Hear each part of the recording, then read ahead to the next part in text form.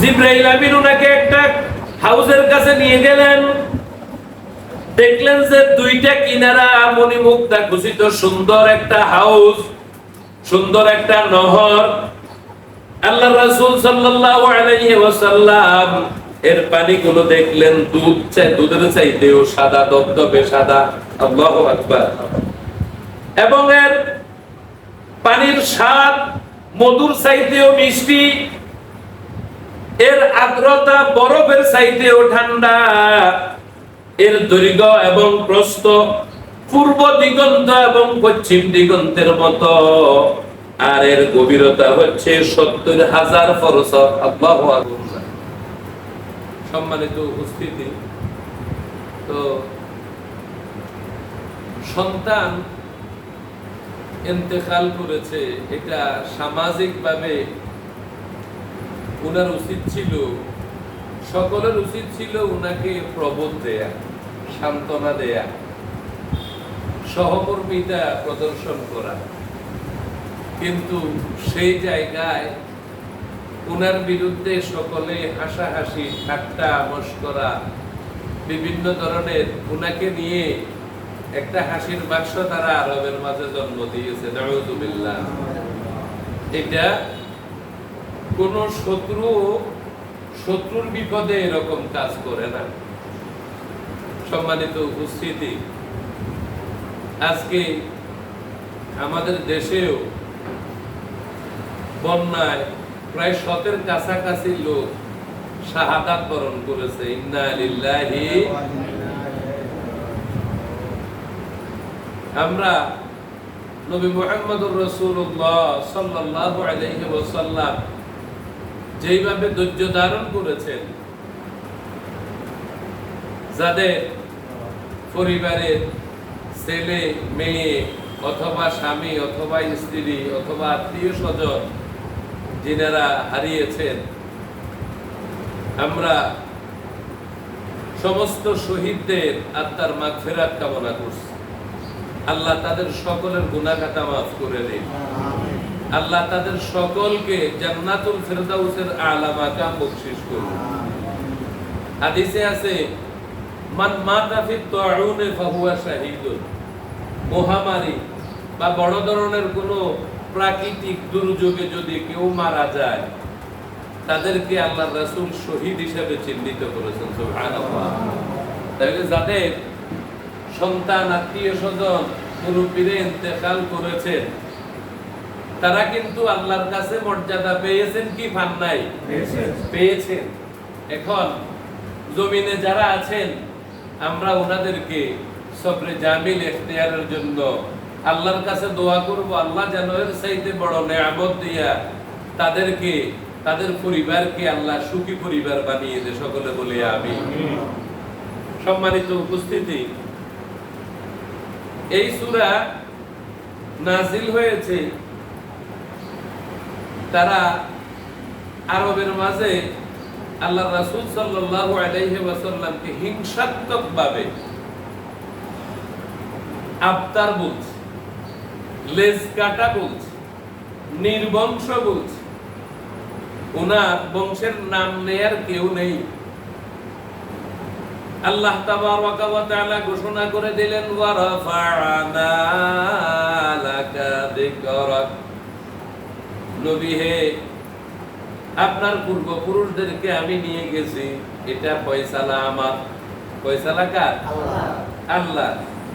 উনার বাবা চলে গিয়েছেন, মা চলে গিয়েছেন, দাদা চলে গিয়েছেন, সর্বশেষ খাদিজা উনাকে আশ্রয় দিতেন, তিনি চলে গিয়েছেন, চাচা চলে গিয়েছেন।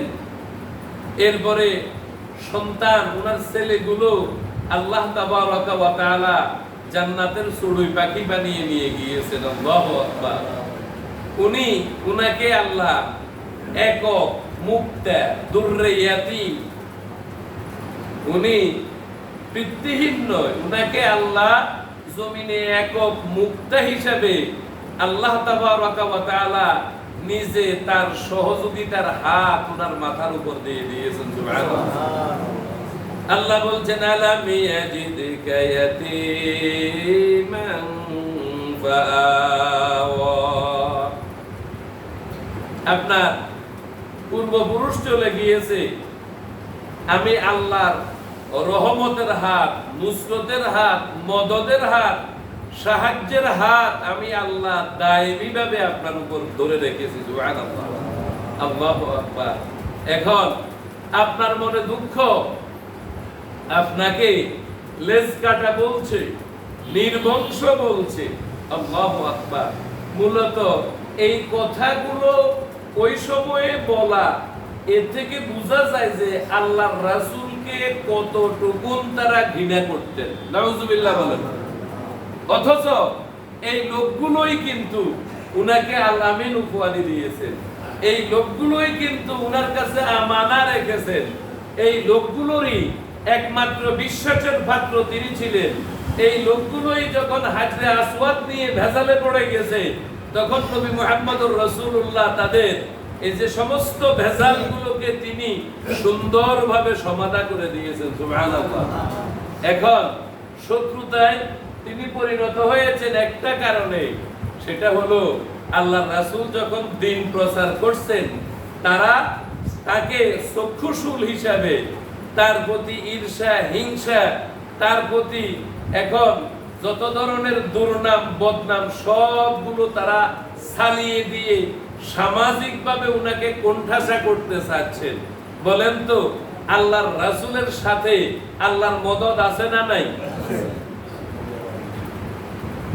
মাল্লাহুল মাওলা ফালাহুল কুল। যার একমাত্র আল্লাহ রয়েছেন, ঈমানদারদের অভিভাবক কে? আল্লাহ। আল্লাহু ওয়ালিয়ুল্লাযীনা আমানু ইউখরিজুহুম মিনায-যুলুমাতি ইলান-নূর। ঈমানদারদের অভিভাবক হচ্ছেন আল্লাহ। অন্ধকার থেকে আলোর দিকে নিয়ে আসেন, গোমরাহি থেকে হেদায়েতের দিকে পথ দেখান।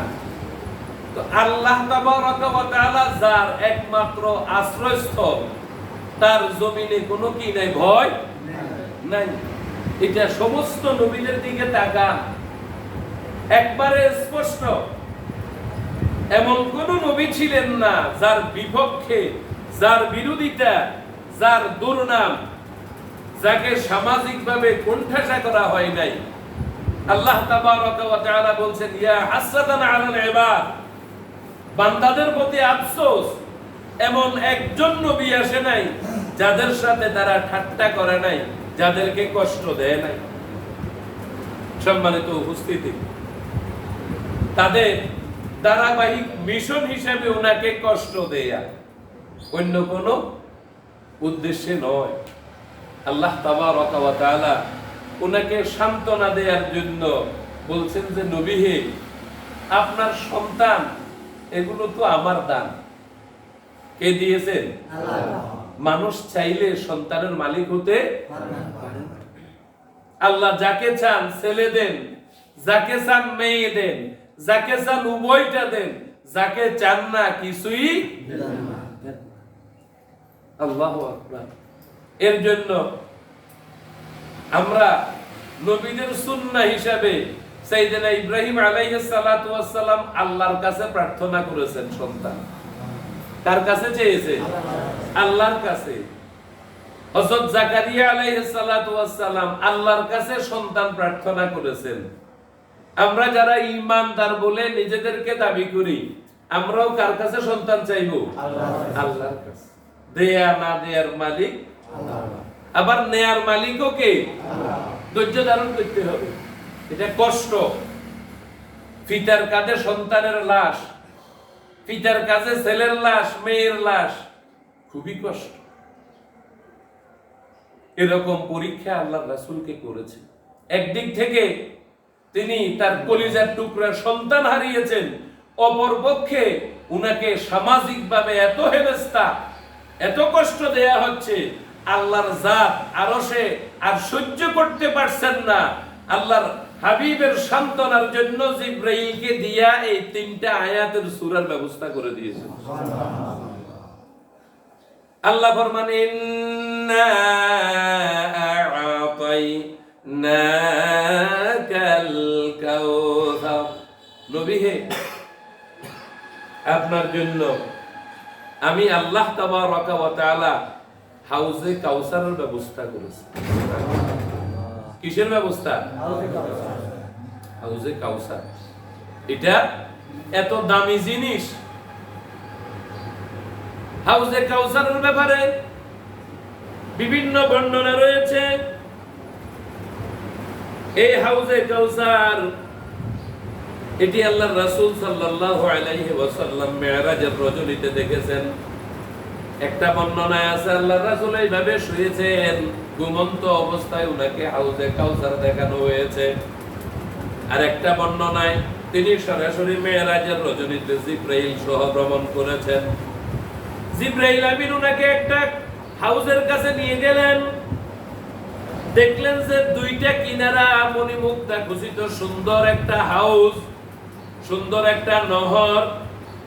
আল্লাহর রাসূল সাল্লাল্লাহু আলাইহি ওয়াসাল্লাম এর পানিগুলো দেখলেন দুধের চাইতেও সাদা, দবদবে সাদা। আল্লাহু আকবার।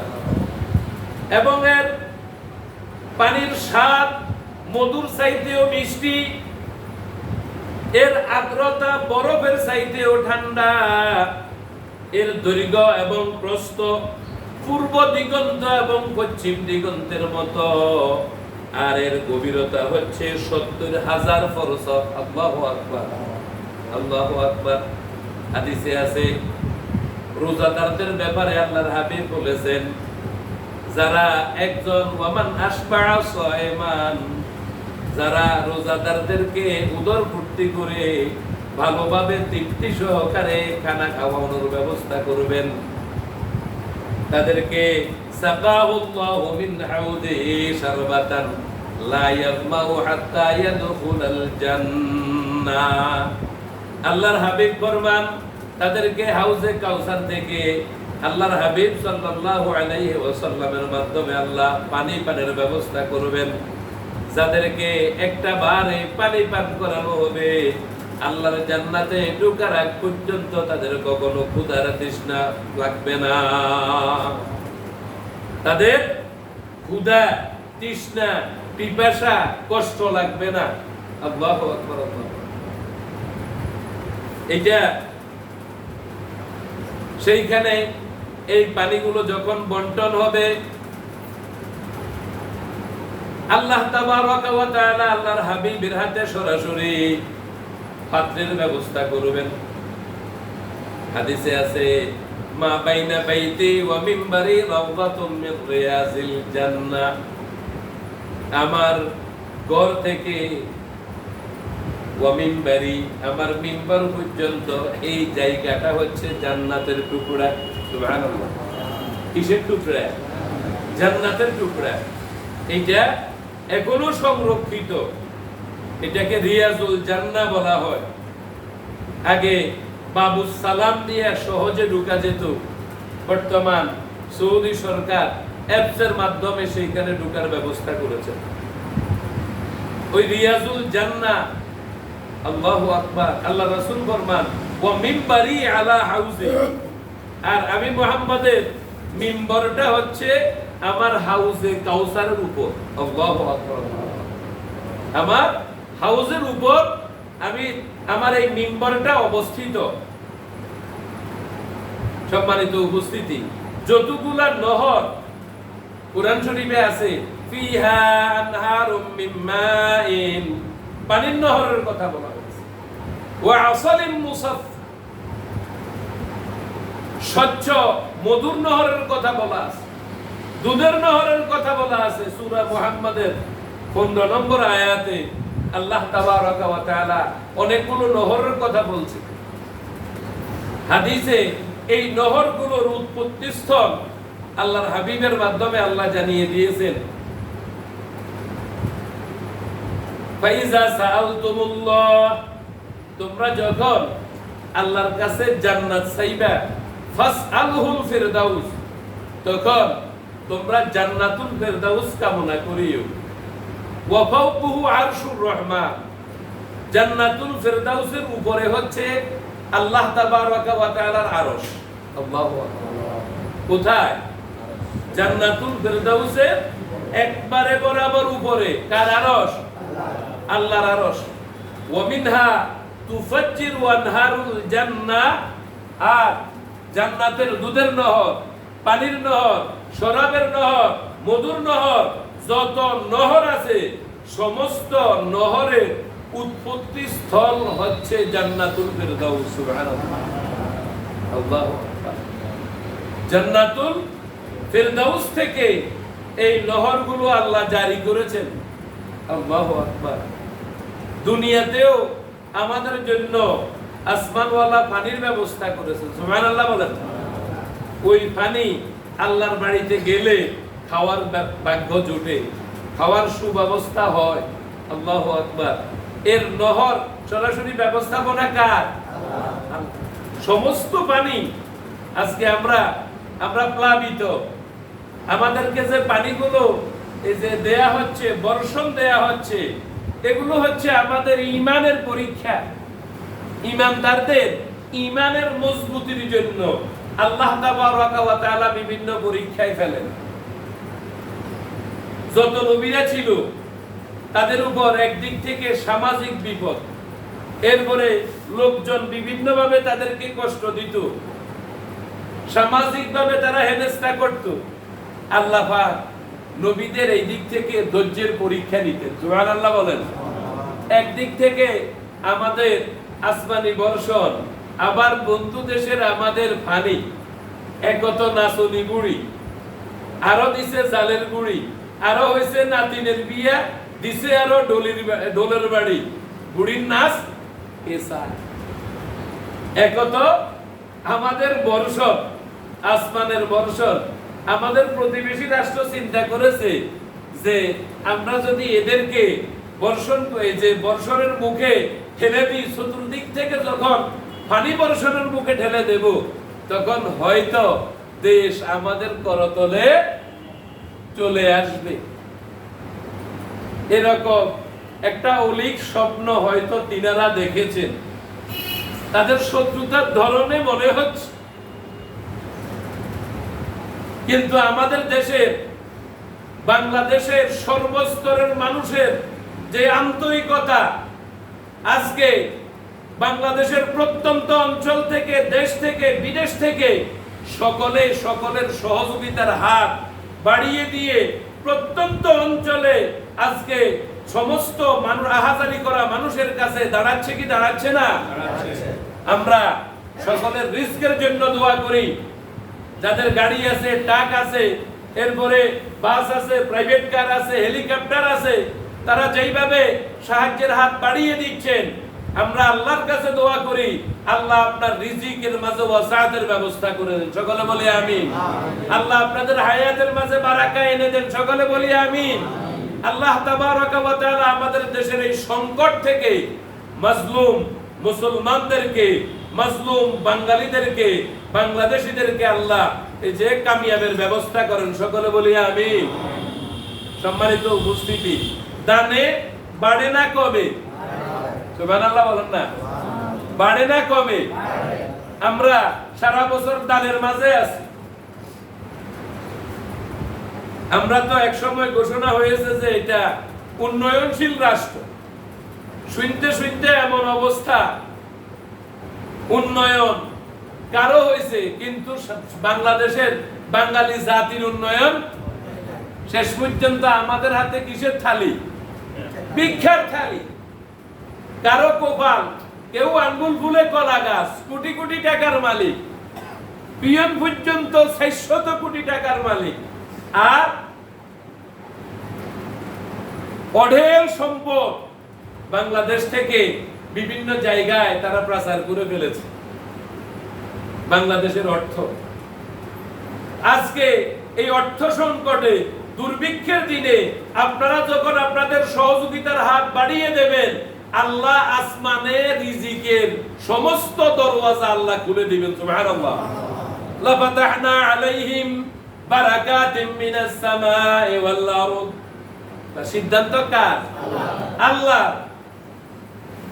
জমিনে আমাদের সম্পদ নিয়ে গেছো, কপাল নিতে পারো নাই, আজীবন তোমরা চোর হিসেবে থাকবে, আজীবন তোমরা কলঙ্ক লেপন অবস্থায় তোমরা থাকবে। বাংলাদেশি জাতির কাছে তোমরা তোমাদের চেহারা দেখাতে পারবে না। নিজেদের কপাল নিজেরা পড়েছে। আর আমার এই নিরীহ বাংলাদেশি ভাই এবং বোনেরা তারা সহযোগিতার হাত বাড়িয়ে আসমানের যখন রিজিকের দ্বার আল্লাহ উন্মুক্ত করে দেবেন, তখন বাংলাদেশের দারিদ্র বিমোচনের জন্য আল্লাহর রহমতই যথেষ্ট। সুবহানাল্লাহ বলেন।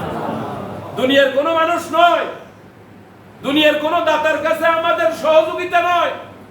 দাতারা সহযোগিতা দিয়ে নিজেদের আখিরাতকে তারা সুপ্রসন্ন করবেন, নিজেদের মাগফিরাত নিশ্চিত করবেন। আমাদের মূল দাতা হচ্ছেন কে? আল্লাহ। আল্লাহু ইউতি ওয়াল্লাহু খায়রুর রাযিকিন। আমাদের রিজিক দাতা কে? আল্লাহ। আমরা এক আল্লাহর উপর তাওয়াক্কুল করে আমাদের যা আছে তা নিয়ে এখনো অনেক অঞ্চলে আমরা ত্রাণ পৌঁছাতে পারি নাই, অনেক অঞ্চলে আমরা যেতে পারি নাই, অনেক বুভুক্ষ মানুষের কাছে পৌঁছতে পারি নাই। আমরা আল্লাহর কাছে দোয়া করি যেন আমরা সকলে মিলে যেন সেইখানে গিয়ে তাদের সহযোগিতার হাত বাড়িয়ে দিতে পারি। বলেন ইনশাআল্লাহ। সম্মানিত উপস্থিতি, আল্লাহ রাসূল সাল্লাল্লাহু আলাইহি ওয়াসাল্লামকে হিংসার তীর ছুড়ে দিচ্ছে, বলে যে নির্বংশ। আল্লাহ তাবারাকা ওয়া তাআলা তিনি বলছেন ইন্না শানিআকা, নবী হে আপনার সাথে যারা বিদ্বেষ পোষণ করবে, হিংসা পোষণ করবে, তাদের মূল উৎপাদন করার দায়িত্ব কার? আল্লাহ। সুবহানাল্লাহ বলেন। আল্লাহু আকবার। রাসূলকে বলছেন নবী ইন্না আ'তাইনাকাল কাউসার, আমি আপনাকে কাউসার নামক দামি একটা জিনিস সম্পদ দিয়েছি, সম্পদের মালিক বানালাম। এটা অর্জনের জন্য ফাসাল্লি, আপনি সালাত আদায় করুন। তাফসীরে লেখে এই সালাতটা কুরবানির সালাত, অন্য সালাতের কথাও বলা আছে। আল্লাহ তাবারাকা ওয়া তাআলা অনেকবার সালাত কায়েমের কথা বলেছেন, এইখানে সালাত পড়ার কথা বলেছেন। নবীকে বলছেন ও নবী আপনি যদি সালাত আদায় করেন, ফাসাল্লি, আপনি সালাত আদায় করেন লে রব্বিকা, আপনার রবকে দেখানোর জন্য, আপনার রবের সন্তুষ্টির জন্য, ওয়ানহার, এবং আপনি কুরবানি করেন। সুবহানাল্লাহ বলেন। কি করেন? কুরবানি। আল্লাহু আকবার। আমরা যে সাহায্য সহযোগিতা করতেছি এটাও একটা কি? সময়ের কুরবানি, অর্থের কুরবানি, ঈমানের কুরবানি, জানের কুরবানি, পশুর কুরবানি, কত কুরবানি। আমাদের জীবনটাই life is action, inaction is death. জীবনটাই একটা সংগ্রাম, পুরো জীবনটাই আমাদের একটা কুরবানির জন্য আমরা সবাই প্রস্তুত। কার জন্য কুরবান হব আমরা? ফাসাল্লি, সালাত আদায় করেন, লে রব্বি, কার জন্য?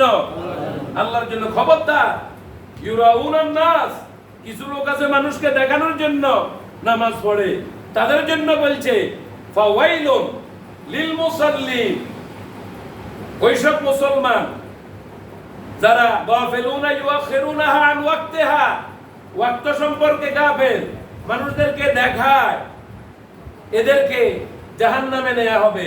আর যারা খালেস আল্লাহর জন্য যে সালাত আদায় করে, এদের পুরস্কার আল্লাহ নিজ হাতে দেবেন। সুবহানাল্লাহ। রাসূলকে বলছেন আপনি ওই নহর পাওয়ার জন্য আপনাকে কুরবান করতে হবে। আপনার সময়ের কুরবানি। আল্লাহর রাসূল ডোর টু ডোর মানুষের কাছে গিয়ে দাওয়াতি কাজ করেছেন। অর্থের কুরবানি, আল্লাহর রাসূল যতটা মিশন পরিচালনা করেছেন মুসলমানদের এই যে বিপদে আপদে সব সময় আল্লাহর রাসূল তার সহযোগিতার হাত বাড়িয়ে দিয়েছেন। সুবহানাল্লাহ বলেন। আল্লাহু আকবার। এটা হলো কুরবানি। আজকে আমাদের দেশের যত মানুষ বিপদগ্রস্ত, এদের বাড়িঘর মেরামতের জন্য আমাদেরকে বড় কুরবানি দেয়া লাগবে কি লাগবে না? আমাদের কারো বড়।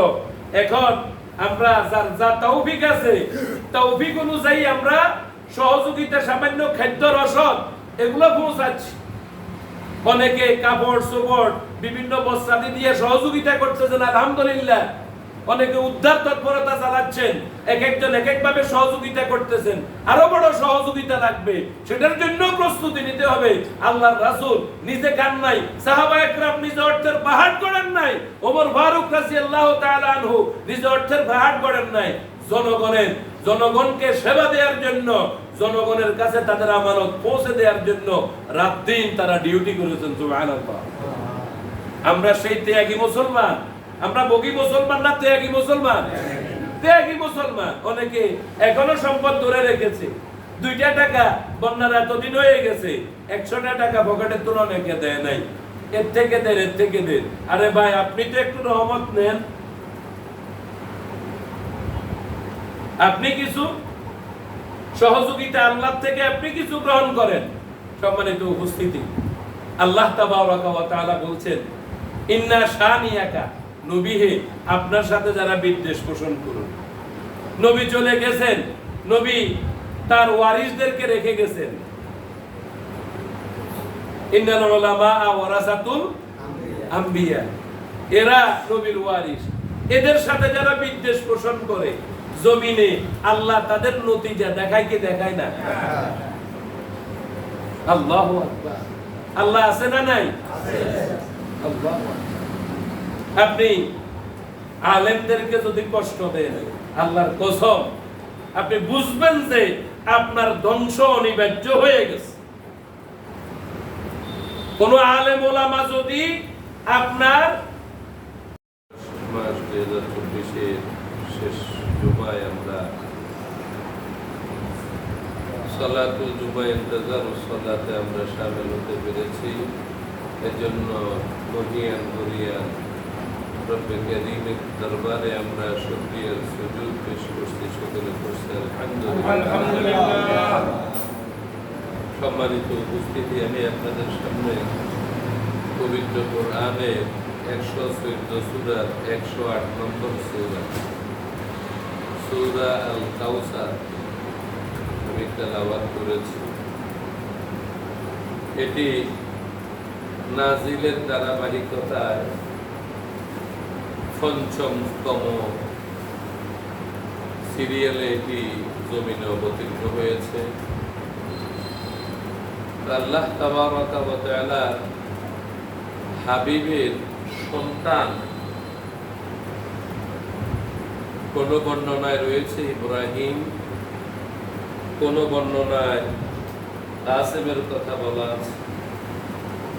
হযরত কাসেম যখন ইন্তেকাল করে, তখন আস ইবনে ওয়াইল আরবের মাঝে বলা বলি শুরু করে দিল যে মুহাম্মদের দিন আর বেশি দিন টিকবে না, সে লেজ কাটা হয়ে গেছে। আবতা বলে যে মুহাম্মদকে নিয়ে আমাদের আর টেনশন নাই, তার যে সন্তান এর মৃত্যুর পরে তো আর নাম নেয়ার কেউ থাকবে না। নাউজুবিল্লাহ বলেন। দেখেন কত মর্মন্তুদ বিষয়। রাসূল সাল্লাল্লাহু আলাইহি ওয়াসাল্লামের 3 জন ছেলে ছিলেন, তার মাঝে মারিয়া ইজিপ্তিয়ার গর্ভে হযরত ইব্রাহিমের জন্ম হয়েছিল, আর খাদিজার গর্ভে হযরত কাসেম, হযরত আব্দুল্লাহ, এই 2 জন জন্মগ্রহণ করেছে। হযরত আব্দুল্লাহকে তাহের এবং তাইয়্যিব বলা হয়। আর উনার মেয়ে, উনার কন্যারা ছিলেন 4 জন, হযরত জয়নব, হযরত রুকাইয়া, হযরত উম্মে কুলসুম, হযরত ফাতেমা রাদিয়াল্লাহু তাআলা। আপনার গুলির বুলেট হয়, আপনার আক্রমণের উদ্দেশ্যস্থল হয়, আপনাকে বুঝতে হবে যে আপনার হালাকির দ্বার কি হয়ে গেছে, উন্মুক্ত হয়ে গেছে, রেডি হয়ে গেছে। এজন্য আল্লাহ তাবারাকা ওয়া তাআলা সূরা কাউসারে সতর্ক করতেছেন, খবরদার, ইন্না শানিয়াকা, আমার নবী, আমার নবীর সম্প্রদায়, জমিনে নবী পরিবারের সদস্যরা আছে না নাই? আছে। আল্লাহর পরিবারের সদস্যরাও আছে। আল্লাহর হাবিব ফরমান আহলুল কুরআনে হুম আহলুল্লাহি ওয়া খাসাতুহু, যারা কোরআনের আহাল, কোরআনের সমঝদার, মুফাসসির, মুহাদ্দিস, ফকিহ, এরা কার পরিবারের সদস্য? আল্লাহর পরিবারের সদস্য। আল্লাহু আকবার। হযরত আনাসের বর্ণনা, আল্লাহ রাসূলকে জিজ্ঞেস করছে যে মান আলু মুহাম্মাদিন, হুজুর আপনার পরিবারের সদস্য কারা, একটু জানার জন্য। আল্লাহ রাসূল সাল্লাল্লাহু আলাইহি ওয়াসাল্লাম বলেন কুল্লু তাকিয়্যিম মিন আলে মুহাম্মাদিন সাল্লাল্লাহু আলাইহি ওয়াসাল্লাম, জমিনে যত নেককার, জমিনে যত আল্লাহওয়ালা, জমিনে যত সৎ লোক, জমিনে যত দাঈ আছে, জমিনে যত মুহাদ্দিস আছে, এরা সবাই আমি মুহাম্মাদের পরিবারের সদস্য। সুবহানাল্লাহ। এরা নবী পরিবারের সদস্য। আর কোরআন স্পেশালিস্ট যারা, এরা কার পরিবারের সদস্য? সুবহানাল্লাহ বলেন না। আল্লাহু আকবার। দুনিয়াতে মর্যাদা দেখা যায় না। হুজুর একজন দাবাতে দিলেও কোন রকম আল্লাহ চালাই, বেতনের বেলায়ও চলে তো অর্থ, হাদিয়ার বেলায়ও কোন রকম। আর গানের মাস্টার একটা আসলে তাকদিং বাকদিং শিখাইব, একদম বাকদম, মাশাআল্লাহ। আপনারা কত দিত? হুজুরে মোলায় 500 ধরি, ওই মিয়ারে মোলায় 5000 ধরি। কারণ হচ্ছে শয়তানের চক্রান্ত জমিনে আছে না নাই? শয়তান এদেরকে মূল্য দেওয়ার জন্য শিখাবে না, দৃষ্টিভঙ্গিটা উল্টাইয়া শিখাবে। কোরআন ওয়ালাদেরকে কত কোণঠাসা করা, কত কম দেয়া, কত কষ্ট দেয়া, কত তাকলিফ দেয়া, কত আহাজারি করানো, কত দুঃখে রাখা যায়, এই চক্রান্তটা হচ্ছে কার? শয়তানের। সবাই বলেন কার? শয়তানের। আর এত কষ্টের ভিতরে আপনি দেখেন, আপনার একজন আলেম চিন্তা করলে মসজিদের ইমাম সাহেব কয় টাকা বেতন পায়? ইলিশ মাছের কেজি যদি এখন 1500 টাকা হয়, গোস্তের কেজি যদি 800-900 টাকা হয়, খাসির কেজি 1200 টাকা, বেতন দেন আমরা 5000 টাকা। হুজুর 4-5 জন বাচ্চা লয় মোটামুটি। অন্তত আপনার গানের মাস্টারের তো ভালো চলে নাকি খারাপ চলে? কে চায়? চালায় কে? আল্লাহ চালায়। আল্লাহ চায় ওনাদেরকে ভালো রাখতো। আপনি আর আমি যত টানাটানি করি কোনো লাভ নাই। সম্মানিত উপস্থিতি, এই জন্য এদের সাথে যারা বিদ্বেষ পোষণ করবে, আল্লাহর হাবিব এই সূরাতে বলে দিচ্ছেন ইন্না শানিয়াকা, যারা ওলামাদের সাথে, যারা নায়েবে রাসূলের সাথে, যারা আহলুল্লাহর সাথে, যারা আল্লাহ ওয়ালাদের সাথে, এদের মুখ বন্ধ করে দিব। হুজুর কথা বলতে ঠিক করে বলি, আছে না নাই? আছে। হুজুর মাহফিলে কথা কইতে এমনি এমনি বলিয়েন, এটার বাইরে বলিয়েন না। সিলিপ একটা ধরে দিছে, কিছু হইলে বার করে লইছে। নাউজুবিল্লাহ বলেন। আচ্ছা হুজুরে মাহফিলে বা মসজিদে কার কথা বলে? তুমি কার কথা বন্ধ করছো? আল্লাহর কথা। কার কথা বন্ধ করছো? যদি সে মুসলমান নামদারি, সে মুসলমান নয়, নিশ্চয় তার রক্তের ভিতরে ফেরাউনি আছে, রক্তের ভিতরে নমরুদের বীজ আছে, রক্তের ভিতরে আবু জাহেলের বীজ আছে। তুমি আল্লাহর কথাকে, আল্লাহর জবান কখনো বন্ধ করা যায় না। এটা আগুন। এই জায়গায় হাত দিলে আল্লাহ তাবারাকা ওয়া তাআলা তোমার গোষ্ঠী শুদ্ধ পার করে দিব। এটা হইল ইন্না শানিয়াকা হুয়াল আবতার। শানিয়াকা মানে বিদ্বেষ পোষণ। হুজুর কিন্তু নিজের কথা বলে না। কার কথা? আল্লাহর। কার কথা? আল্লাহর কথা। তুমি বন্ধ করাচ্ছ আল্লাহর কথা, মাহফিল বন্ধ করাচ্ছ আল্লাহর ঘোষণা, কোরআনের অ্যানালাইসিস, ইমানের খোরাক, ইমানদারদের জন্য যে জান্নাতের যে রাস্তা, রোড ম্যাপ, এগুলো বন্ধ করাচ্ছ। তোমার মেজাজ এজন্য কোরআন বন্ধ থাকবো, এজন্য আল্লাহ বন্ধ থাকবো। আল্লাহ বলেছে না, বেয়াক্কল ফেরাউনের হ্যাঁ উল্টে দিস সুবহানাল্লাহ বলো না কে উল্টাইছে আল্লাহ কে উল্টাইছে আল্লাহ কারিনারে কে দাবাইছে আল্লাহ এরপর আমরা আবারও আসি হুজুরের কোনো চোখ ঘুরাই আমরা স্লিপ মারিবেন নি কখনো আলহামদুলিল্লাহ আপনারা মারেন না মোটামুটি কিন্তু কিছু কিছু জায়গায় আছে আল্লাহ পাক সকলকে আল্লাহর মেজাজ বুঝার তৌফিক দান করুন আমিন কোরআন বুঝার তৌফিক দান করুন আল্লাহ তাবারক ওয়া তাআলার সাথে আল্লাহর জাতকে যেইভাবে আচরণ করা দরকার আমরা যেন ওইভাবে আচরণ করতে পারি আল্লাহ পাক আমাদের সকলকে কবুল করুন ওয়া তৌফিক ইল্লা বিল্লাহ আসসালামু আলাইকুম